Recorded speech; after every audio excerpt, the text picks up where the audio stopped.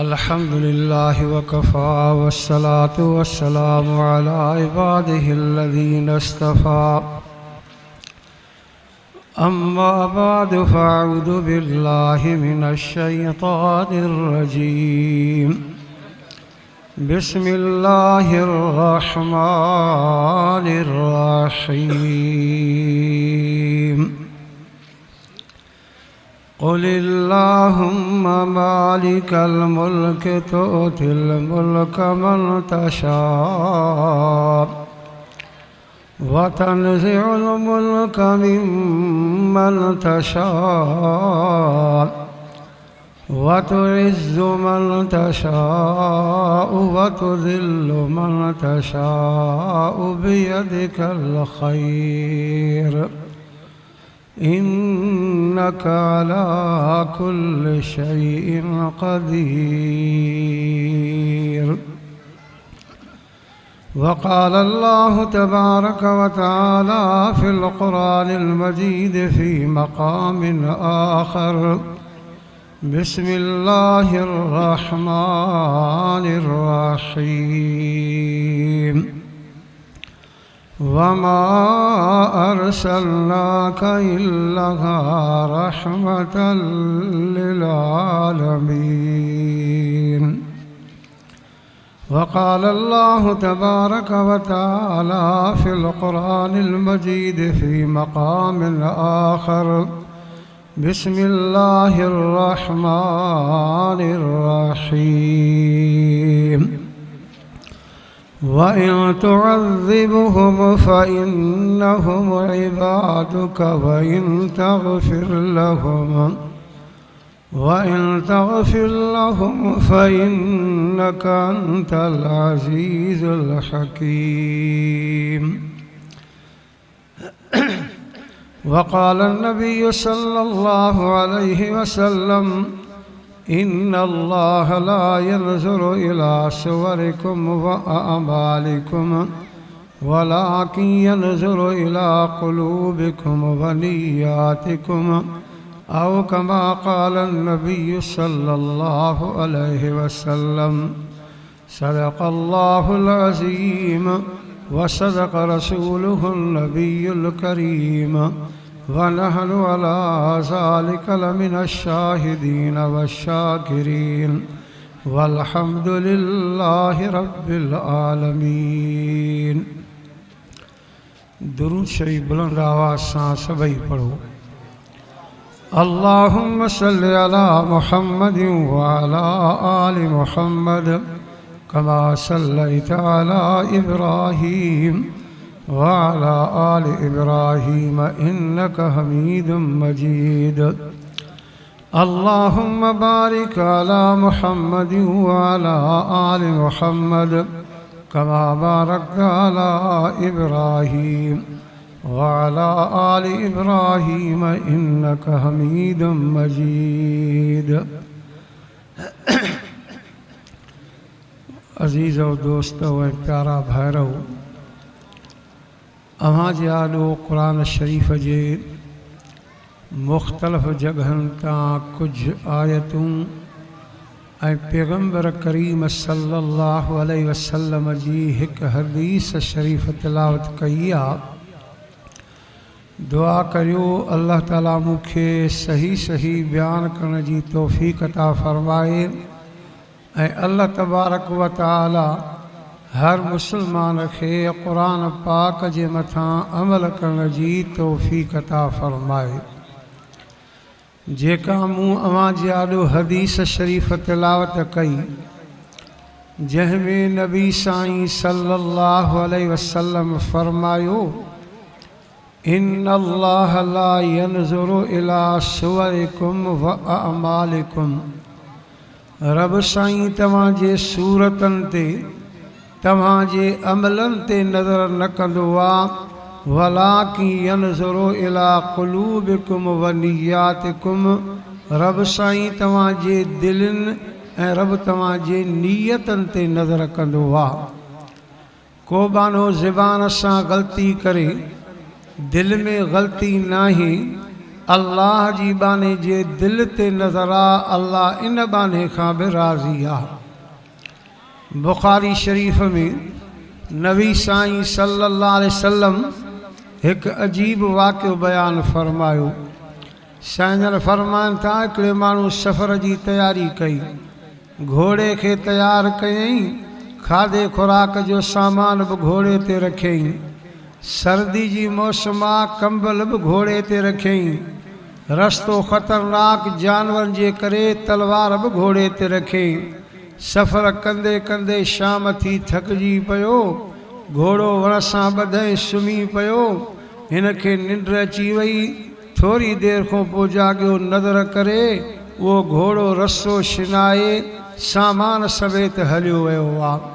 अची हिन खे बुख जी परेशानी वरितो, यार मानी खावां हा पर खाधे खुराक जो सामान घोड़े ते रखियल आहे। बुख जी परेशानी, हवा हली सीउ थिएसि पियो, यार कंबल पायां हा पर कंबल बि घोड़े ते रखियल आहे। ॿी परेशानी, एतिरे में जानवरनि जो आवाज़ आयो, इन्हनि सां मुक़ाबिलो कयां हा पर तलवार बि घोड़े ते रखियल आहे। सिर सैदे में रखी अखियुनि मां पाणी हारे रोई करे चवे थो, मुंहिंजा अल्लाह, मूंखे कुल 3 परेशानियूं थी, पर कंहिंखे 1000 परेशानियूं हुजनि त 1 मिंट में लाइण वारो तूं मालिक अल्लाह वाह। ईअं जो दां के हाथ भी आवाज़ आयो, बाना घबराए न, सिर सैदे खां खण तुंहिंजो कमु आहे, साॻो घोड़ो सामान समेत वापसि ॾियण मां अल्लाह जो कमु आहे। अवा को अल्लाह खे दिलि सां सॾे ॾिसे, नथा सॾूं तॾहिं हे तरह तरह अज़ाब अथव। कॾहिं किरोना वार जे सूरत में, कॾहिं माकड़ जे सूरत में, कॾहिं बारिश मींहं जे सूरत में, जो अल्लाह खे नथा सॾूं, अल्लाह जे दर ते नथा अचूं। अचो अल्लाह साईं खे सॾियो। क़ुरान पाक में अल्लाह साईं फ़ैसिलो कयो आहे, दुनिया फ़ैसिला करे घटि वधि थी सघनि था, सभई हथ खड़ो करे चओ अल्लाह जो फ़ैसिलो घटि वधि न थींदो आहे। चओ सभई अल्लाह जो फ़ैसिलो घटि वधि न थींदो आहे। पुछूं अल्लाह साईं जे क़ुरान खां, साईं कहिड़ो तुंहिंजो फ़ैसिलो?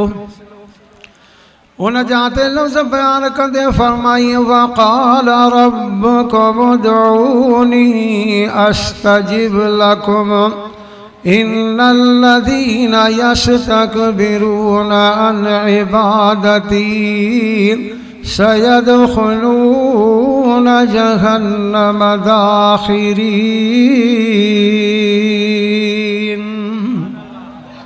ज़ोर सां त सुभान अल्लाह चओ, अञा बि ॾाढा सभई सुभान अल्लाह चओ। रब फरमाए थो, बाना सॾण तुंहिंजो कमु आहे, क़बूल करणु मुंहिंजो कमु आहे। सॼो पंहिंजे मालिक अल्लाह खे। सैयदना उमर फारूक रज़ी अल्लाह ताला अन्हु जे दौरे ख़िलाफ़त में क़हत अची वियो, ॾुकर थी वियो, एतिरे तंहिंजो अन्न बि ख़तमु थी वियो। हज़रत उमर साईं शाम जे मुल्क, यमन जे मुल्क खां अन्न घुरायो, उहो बि ख़तमु थी वियो। साहब हिकिड़ो थो बयानु करे, मां वटि ॿकरी हुई, ख़्यालु कयुमि त अॼु इहा ॿकरी कुहां, पाड़े वारनि खे गोश्त खारायां, जो साल थी विया आहिनि ॾुकर खे, कंहिं गोश्त खाधो कोन्हे को, या ॿकरी कुही करे पाड़े वारनि खे गोश्त खारायां।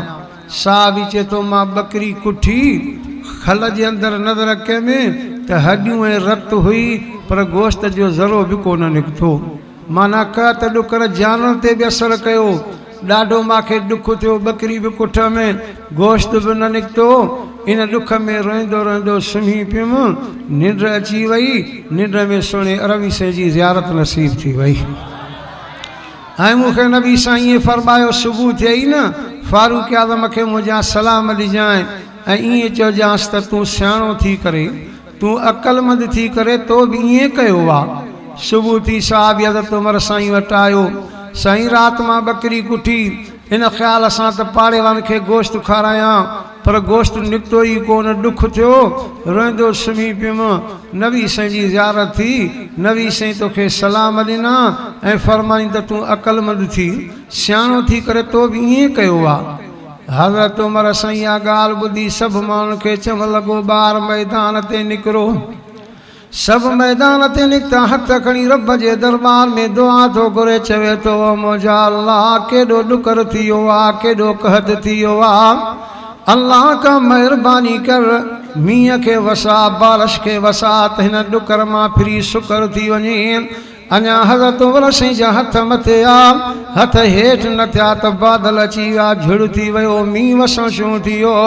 माण्हू पुछा कई साईं कहिड़ी ॻाल्हि ही फरमाई नबी साईं मयार मोकिली ही त शाम यमन जे मुल्क खां अन्न घुरियई अल्लाह खां छो न घुरियई। हाणे अल्लाह खां घुरियो आहे त अल्लाह ॾियण में का देरी न कई आहे। घुरूं पंहिंजे मालिक अल्लाह खां तौहीद ते गुज़ारियो। अल्लाह जी महिरबानीअ सां हीअ जमात जमियत उलमा इस्लाम भलारनि बुज़ुर्गनि सालनि नेकनि जी जमात अथव तौहीद वारनि जी जमात अथव। पर इहा बि ॻाल्हि कयां हक़ वारनि जी जमात अथव। हक़ वारनि जी जमात तरी थो चवां असांजे हिन इलाइक़े में जरार पहोड़ में हज़रत साईं ख़लीफ़ा अहमदीन रहमतुल्लाह अलैह वॾो हिकिड़ो भलारो बुज़ुर्ग इंसान थी गुज़रियो आहे। उनखे सुबुह जे वक़्त में मस्जिद में हिकिड़ो मुरीद अर्ज़ु करणु लॻो साईं मस्जिद में अकेला वेठा हूं हाणे मां तव्हांखे हे क़ुरान बेड़ कयां थो अॼु मूंखे के दिलि जो राज़ ॿुधायो। ख़लीफ़े साहिबु अची सीर क़ुरान जी ॻाल्हि कई थी हाणे दिलि जो राज़ ॿुधायईं।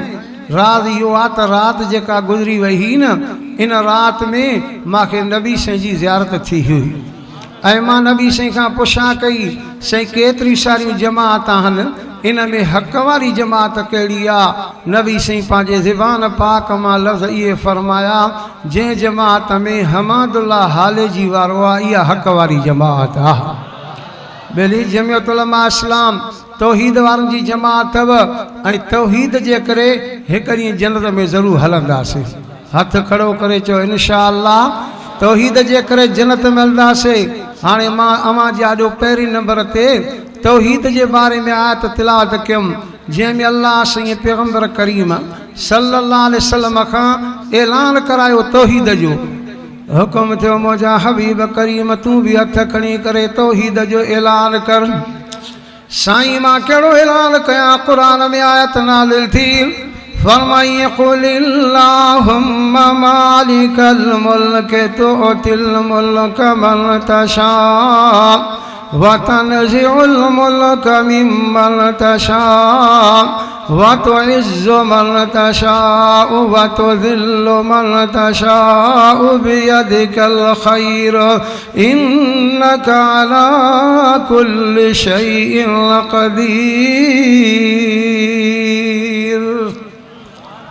दुनिया जी बादशाही ॾे त केरु आहे नथा ॻाल्हायो छो भला थकिजी विया हो। खसे त केरु आहे अबा दुनिया ते वॾाई न कबी आहे दुनिया ते तकबुर न कबो आहे मस्ती न कबी आहे। अलमाल गादिन वराहिन नबी साईं जन फरमाइनि था कॾहिं सुबुह जो माल ईंदो अथव त शाम जो हलियो बि वेंदो अथव। न कबी आहे वॾाई न कबी आहे मस्ती। लिखनि था वाक़ियो हिकु ज़मींदार जायूं बंगला सभु कुझु ज़मीना ऐं वॾाई बि घणी हुअसि। पोइ क़ुरान शरीफ़ जो दौरु करे पियो दौरु कंदे कंदे इहा आयत पढ़ी क़ुलिल्लाहुम्मा मालिकल मुल्क तुअतिल मुल्क मन तशा व तनज़िउल मुल्क मिम्मन तशा। रब तुंहिंजी मर्ज़ी आहे दुनिया जी बादशाह ॾे बि तुंहिंजी मर्ज़ी पर खसे बि तुंहिंजी मर्ज़ी। हो चवण लॻो माखो को खसींदो ॿिनि नाली बंदूक पई हुअसि खणी करे चए पियो अचे को खसण मां ॿई नाल हणांसि को ॼायो ई न आहे जेको मूंखां खसे।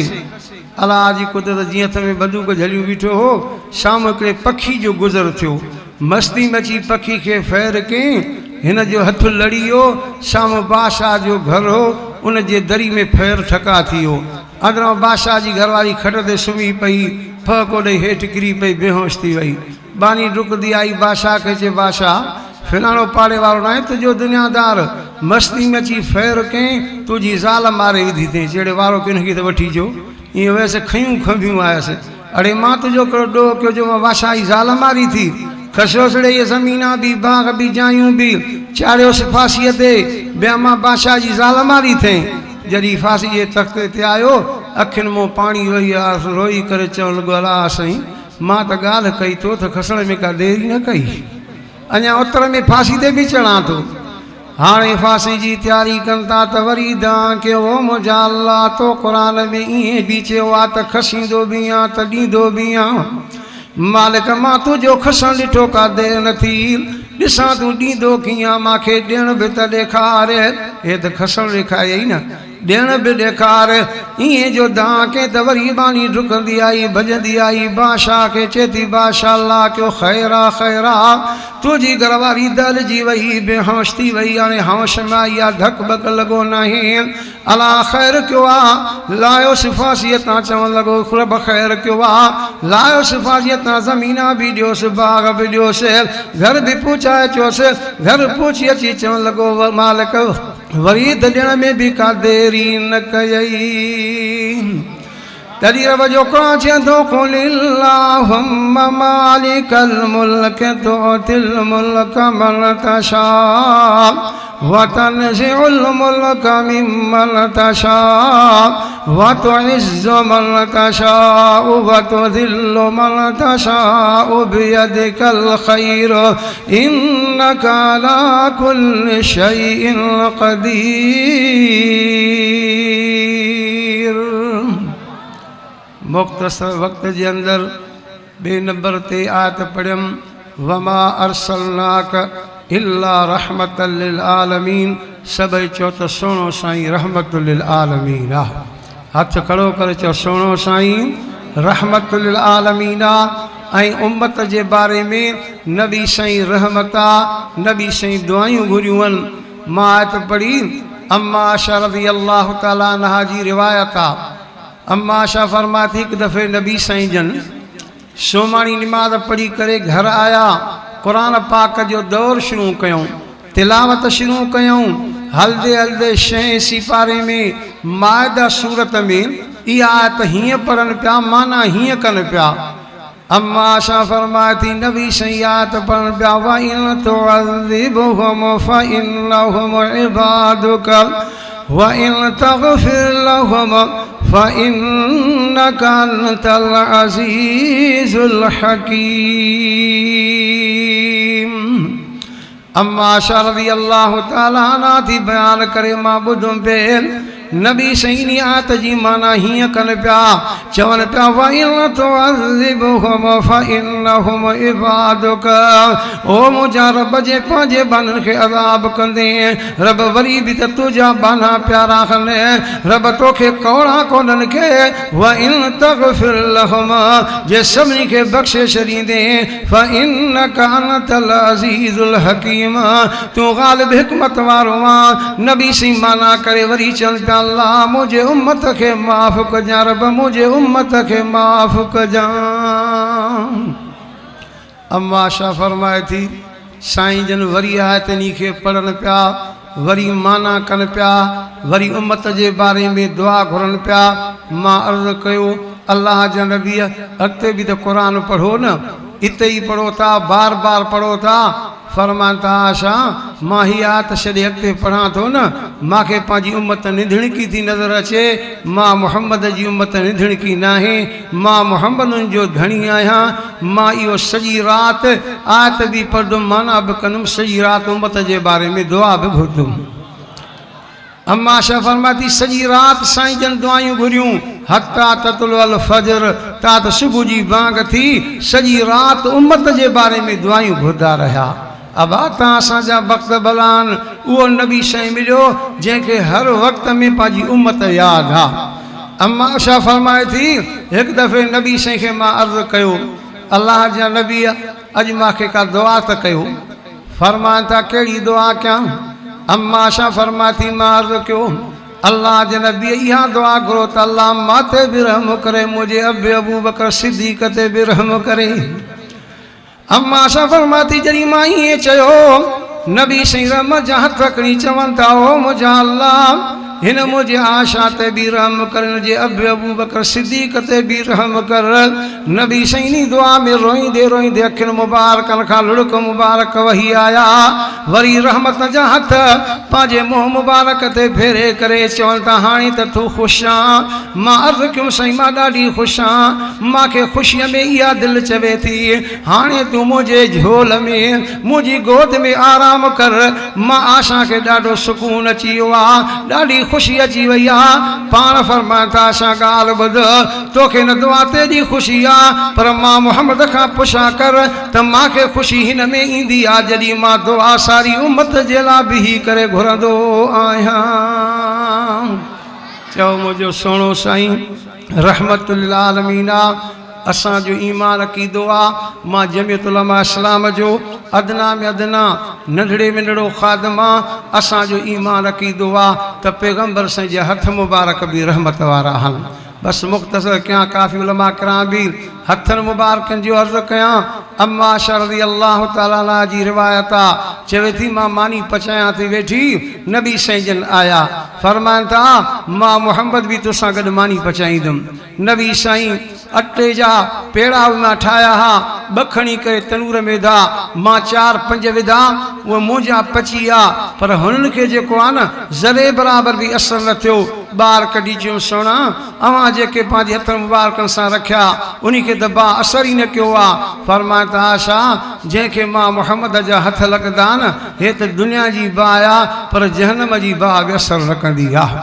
चओ पैगम्बर साईं रहमतुल आलमीन अल्लाह साईं ने मदरसे के भी क़यामत ते आबाद फरमाए, जेके इन खे आबाद कनि था अल्लाह उन्हनि खे बि आबाद फरमाए। ज़्यादा मुनासिब वक़्तु न आहे। हज़रत मौलाना रोशनदीन साहब ॿाहिरि में वेठा आहिनि ऐं साईं खे चवाणी मग़रिब ताईं इहो जलसो हलंदो। दुरूद शरीफ़ अल्लाहुम्मा सल्लि अला मुहम्मद व अला आलि मुहम्मद कमा सल्लैता अला इब्राहीम व अला आलि इब्राहीम इन्नका हमीदुम मजीद। मां प्यार कयो अज़ीज़ो दोस्तो तव्हां असांजा वक़्त भला आहिनि। उहो नबी साईं मिलियो आहे जेको पंहिंजनि जे लाइ रहमत आहे। चओ त परावल्ला बि रहमत आहे। हथ खड़ो करे चओ पंहिंजनि जे लाइ रहमत आहे परावल्ला। हाणे मां परावल्ला रहमत थो बयानु कयां, हेॾे ख़्यालु कयो। नबी साईं जी दरबार में हिकु यहूदियुनि जो नंढड़ो ॿार सग़ीर ॿार रोज़ ईंदो हो, अची नबी साईं जो दीदार कंदो हो। हीअं जो नबी साईं जे पाक चेहरे में मुंहुं रखे न, वरी मुंहुं परे न करे पयो साईं जो दीदार करे। पर जे साईं जन पंहिंजो मुंहुं मुबारक कॾहिं हेॾे कनि या होॾे कनि न, हे वरी डुकी वञी गिलास पाणी जो भरे नबी साईं जी दरबार में अची पेश कंदो हो। ईअं चवंदो हो त मतां साईं जन ॿिए कंहिंखां पाणी घुरनि, इहा ख़िदमत बि मां कयां। वरी जे साईं जन उथण जी कोशिशि कनि न, हे वरी डुकी वञी साईं जी जुती मुबारक सिधी करे रखंदो हो। 4 ॾींहं थिया नबी साईं जे दरबार में न आयो। साईं जन साहिबनि खे फरमायो वञो मालूम त करे अचो, रोज़ अचण वारो 4 ॾींहं थिया न आयो आहे। साहिबनि मालूम कयो साईं ॾाढो बीमार पियो आहे, एतिरे ताईं जो उथी बि नथो सघे। साईं जन साहिबनि खे फरमाइनि था हाणे सभु मां मुहम्मद सां गॾिजी हलो त हुनजे घर हली मां मुहम्मद रहमत जी दुआ घुरंदुसि। अॻ में नबी साईं कॾ सहाबा किराम वञी यहूदी जो दरवाज़ो खड़काइनि था। अंदरां आवाज़ आयो मन दकल बाब, दरवाज़े खे खड़काइण वारा केरु आहियो?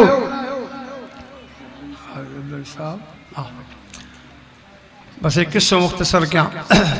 केरु आयो? साईं जन फरमाते मां मोहम्मद करीम आहियां ऐं मुंहिंजा सहाबियन। साईं कीअं अचणु थियो आहे?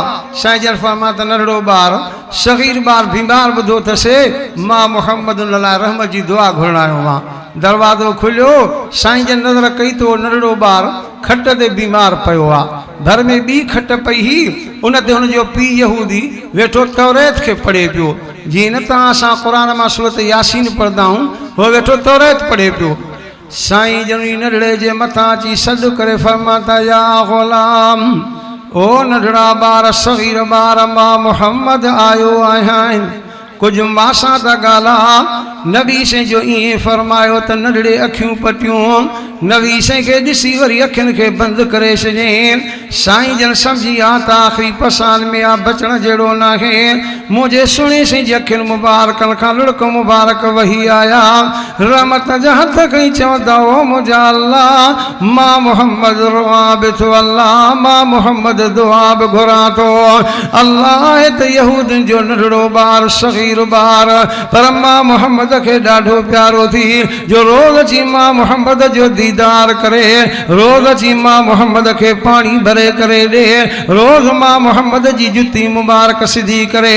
अल्लाह त यहूदियुनि जो नंढड़ो ॿार सग़ीर ॿार, पर मां मोहम्मद खे ॾाढो प्यारो थी। अल्लाह मां मोहम्मद रोआ बि थो, दुआ बि घुरां थो।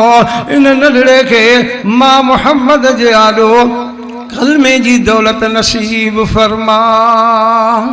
साईं जन दुआ घुरी वरी उनजे पीउ खां पुछा कनि था, ओ यहूदी ॾे त ख़बर तौरेत पढ़े थो वेठो, ॿुधाए ॾी तौरेत में मां मोहम्मद जी तारीफ़ लिखियलु आहे कि न कोन्हे।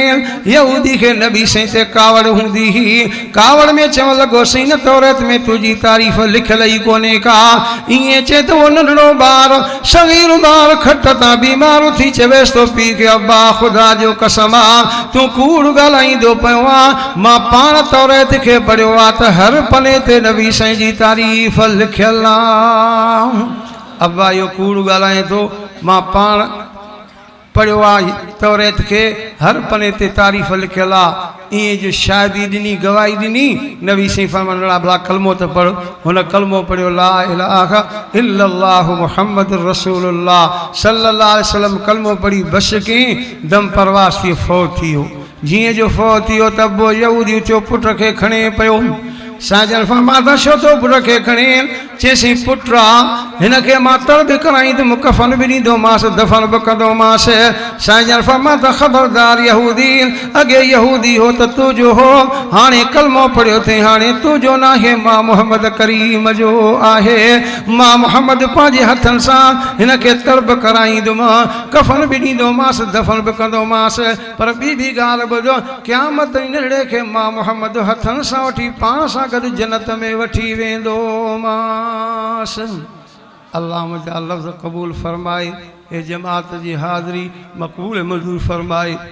वाखिर दावाना अनिल हम्दुलिल्लाहि रब्बिल आलमीन।